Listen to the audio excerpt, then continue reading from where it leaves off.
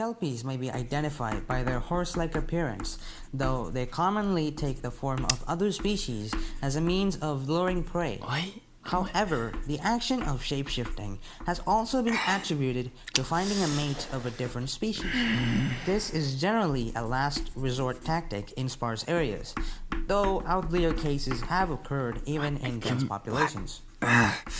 Still, as a reminder, it should never be assumed that when kelpie takes another form, that they are interested in mating with that species. Nothing. Always remain cautious if you suspect you are in the presence of one. Since shapeshifting may encompass several species, we won't be able to discuss most of them for this course. I've got my notes down. We'll be going over some of the more common ones. First, we'll start with the Sorry, but I'm really busy after class. Of his mane in his hair, but how can we determine that it is in fact a kelpie if it looks mostly human? Many excel at maintaining their disguise, though often you may see noticeable discrepancies in their appearance. A newly shifted kelpie may carry residual aquatic plants in their hair. More experienced shapeshifters may be more difficult to identify, but there are some methods that can be used to force them back into their original forms. Generally, the easiest method is to cause bodily harm to them. Now, even if you suspect an individual is a kelpie in disguise, don't go around enacting violence on others.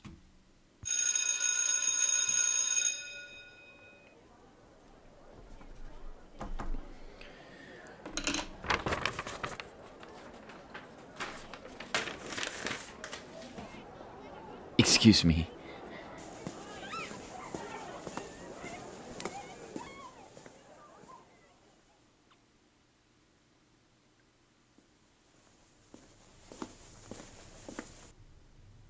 Huh? Good afternoon.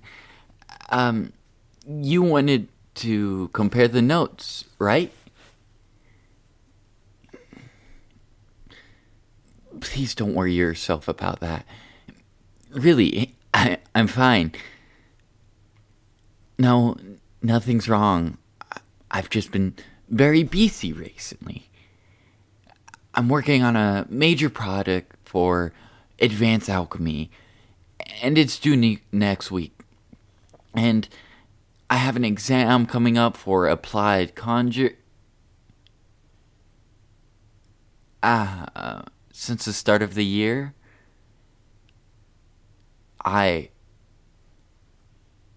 looking at you weirdly? No, that's not...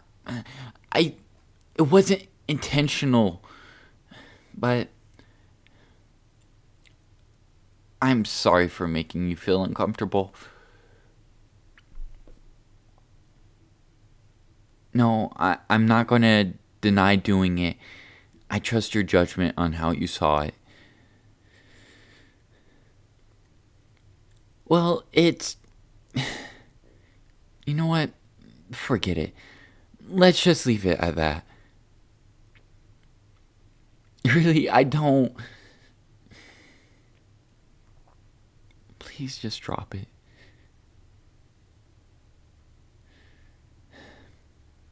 I'm sorry. I get you're concerned, but it's really nothing.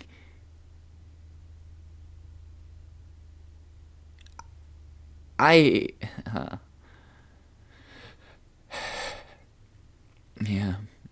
it's that. No, that's not how it works.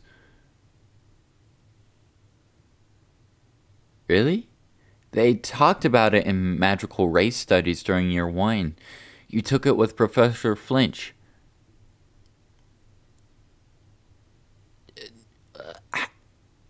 No, I took it with Professor Kaiser. Yeah, that's how I know. There's a lot that they don't go over in that class since we aren't common like many of the others. It's probably better if I just explain it to you. Just bear with me on this, okay?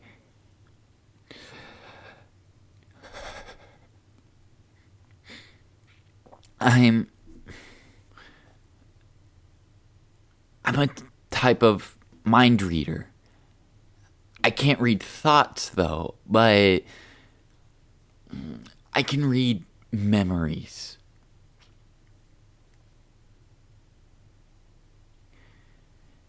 It's a different kind of sense, in a way. Kind of like seeing, hearing, or smelling. That sense exists on top of all of the others, so it's just part of daily living. No, I don't hear them like a voice or actually see them. Uh, the best way I can put it is like when you imagine something. When you read a book, you have that inner voice that says the words in your head, but it's not a real voice. Or when you visualize what the characters are doing, you don't actually see it, but it's still a clear image for you. It's pretty much like that. It's not something I can completely control. I can block it out to an extent, but it will always be there, just muffled.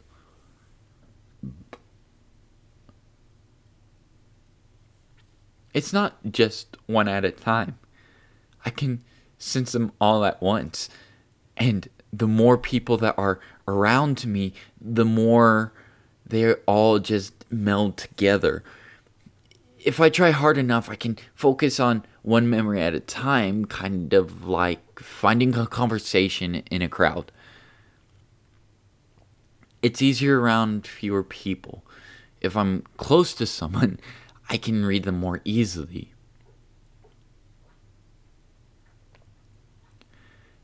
Yeah, it happens with you a lot. Since we sit together in class, it's hard not to. No, your memories aren't bad. You have many nice ones. That's because, no, I don't look for things like that. That's just wrong. No, stop. I can read that and I don't like it. Oh my god. Just please think of anything else. Anything. Literally anything else. That's better.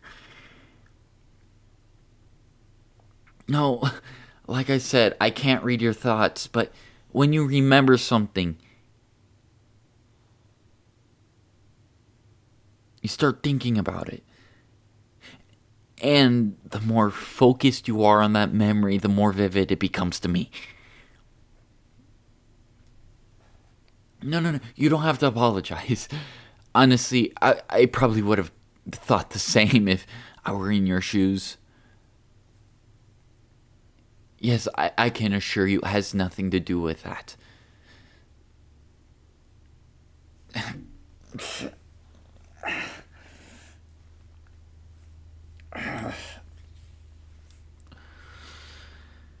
There are many things I've read from you. Okay, so it didn't start until school began this year. Things were normal for the classes we had together before, but summer was different for you. You went to your first theme park since you were 7, and it was so much fun going on the rides you couldn't get on before because you were too small. And even all the scary ones. Then you got to have one of those big turkey legs that you'd been wanting to try for a long time. It made you so happy. You were glowing. And then when you got back home, you tried to make one yourself with those copycat recipes online. You really got into it and decided to start cooking with your mom every day. You tried a new recipe every night with different cooking methods. The best one was when you tried using your fire magic and adjusted the temperature on your own. But you also used a lot of your free time to look into different universities. You knew what you wanted to do ever since you knew what you wanted to do ever since your first year here. And not even just that. You also started doing research on housing and how to pay your bills when you move out. You didn't even want your parents' help because you wanted to start being independent. You're so responsible and know exactly what you want to do in life. And because of that, I started to like you. A lot. There's so many great qualities about you. You're everything I want in a person.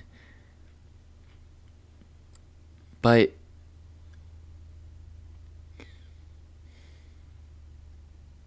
you never told me any of those things. We didn't talk about how your summer went. We don't talk at all. We're not even friends. We just have class together sometimes, and all that ever comes up between us is schoolwork. And here I am, just reading your memories like it's nothing. It's all just there in the open. All of the things that should be private and yours to decide to keep to yourself or share, they're all right in front of me. It feels so wrong and dirty. Those memories are yours, and only you should decide what to do with them. I shouldn't be able to look in whatever I want. But I'm just like some creepy stalker. It's always been like this. Every single memory I tune into is just someone else's private life. And it's hard to keep it to myself. Every time I have a conversation, there's a risk I could bring up something that they've never told me. And even if I explain it, it changes our entire relationship. All they remember when they look at me is that I said that I can read their entire life when I feel like it.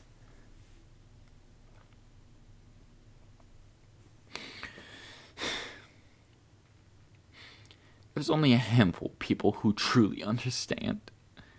And I'm grateful to have them in my life, but it doesn't change the fact that this will still keep happening.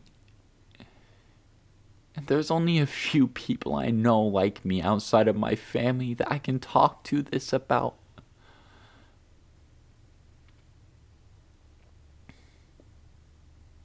Yeah. I've brought it up with them and the counselors. But they said I had a gift. Our kind is very rare and our power is valuable for finding out the truth. People can't lie to us, and those who know either fear or respect us for it.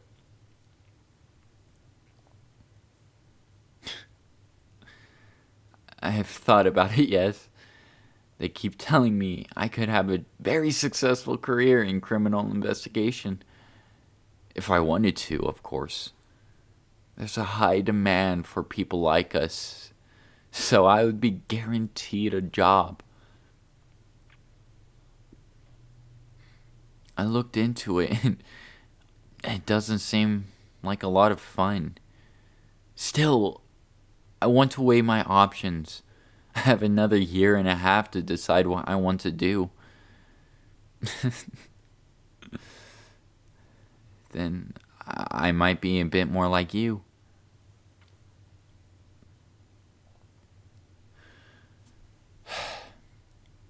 I'm really sorry about all of this. I already made you uncomfortable after how I acted for the past few months. I probably just messed up whatever our relationship was before this. But I don't think I can just get rid of my feelings for you. I've tried to bury them, but they just keep coming back. It's different to control how I feel. I really can't control a lot of things in my life, huh? I guess so. You can't really control something that's involuntary. I just hope you can forgive me after this. I know I've made things awkward between us, but I needed to be honest with you. But I understand if you think ill of me.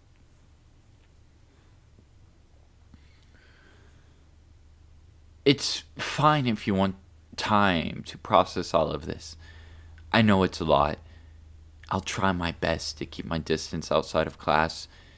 And I'll try to block out all your memories as best as I can.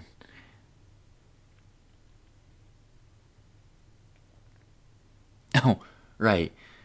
I'll email you those notes when I get back to my dorms. I can type them up so you can read them better. It's not a problem at all. Great. Have a good rest of your day.